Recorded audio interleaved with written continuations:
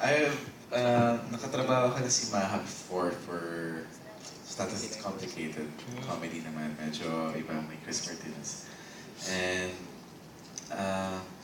siguro, parang alam mo as an actor and parang as someone part of the cast, pag nakaka-eksena mo yung tao, alam mo pag mahusay.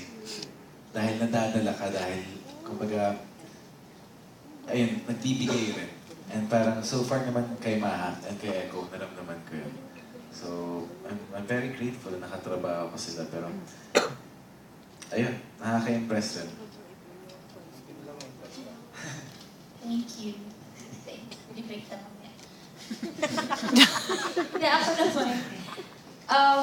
Parehas yung kay Paolo and kay Echo, kung yung sila, yung totoong sila, yung hindi artistang Paolo, hindi artistang Jericho. Kung si Paolo, lalo na kay Paolo na parang eto siya, ganito siya, eto ko, tanggapin mo, ano, pero may mga adjustments din siyang ginagawa para sa akin. Parang alam niya rin alam niyang rumespeto talaga ng babae, parang alam niyang alagaan din yung mga katrabaho niya. Pero, yun. Tapos, tsaka, alam mong iba rin yung alagaan yung trabaho niya at pahalagahan yung trabaho niya. Sobrang parehas sila ni Echo. Si Echo medyo, yan, lagi ako niloloko, binabarubal ako. De, si Echo naman, isa siya sa mga dahilan kung bakit hindi bumababa yung energy ko sa set. Kasi para siya yung battery pack ko. Oo, may extra battery pack ako na pag nagsama kami dalawa, parang ang napapagod yung staff namin kasi ang dalawa kulit namin. Yun, yung kung kay Echo yun, ang na-impress ako sa kanya yung parang kahit sobrang late na kami nagtatrabaho, kung ano yung pinakita niyang energy dun sa umaga hanggang mag-cut off na, parehas pa din. Hindi ko na nga siya pinagkakape ng mga 2 a.m. Kasi mas lalong lumalala. Pero, yun nga, kahit na ganon, nakikita mo, pag trabaho na, nag-iiba, nasa character.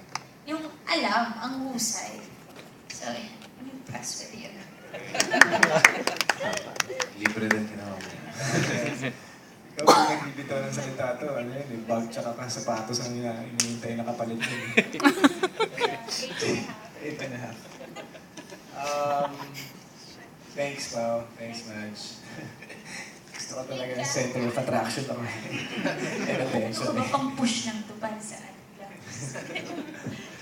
Okay, I'll start with Paolo. Very short lang Hindi naman lingid sa kaalaman natin na daming turbulence na dinaanan ng project before Joe Mere.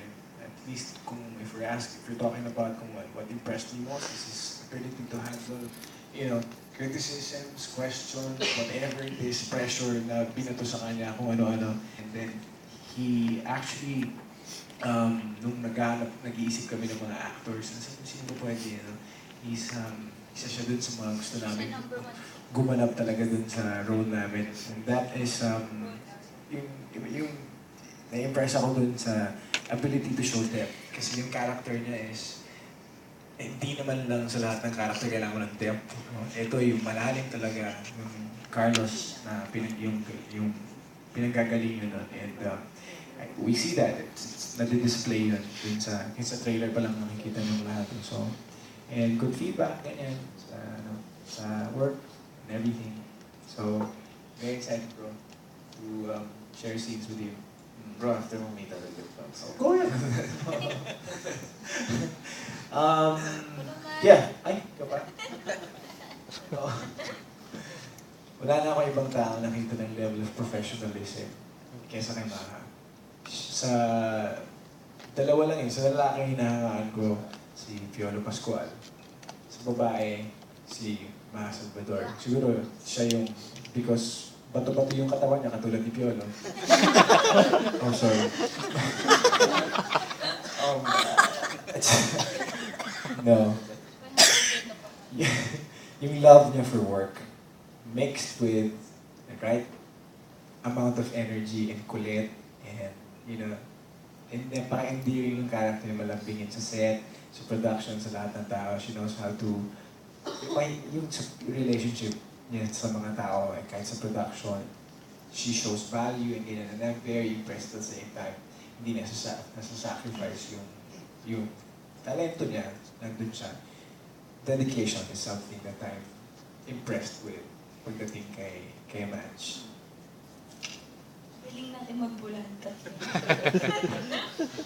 Okay, so maraming salamat po. So we need to cut short na rin. So, yun, invite na po natin sila. Parang ikaw lang hindi masaya dito sa Uy, masaya ako! Excited nga ako bukas. Kiniklaro ko na. Yun, pasalamat na po tayo sa invite po natin.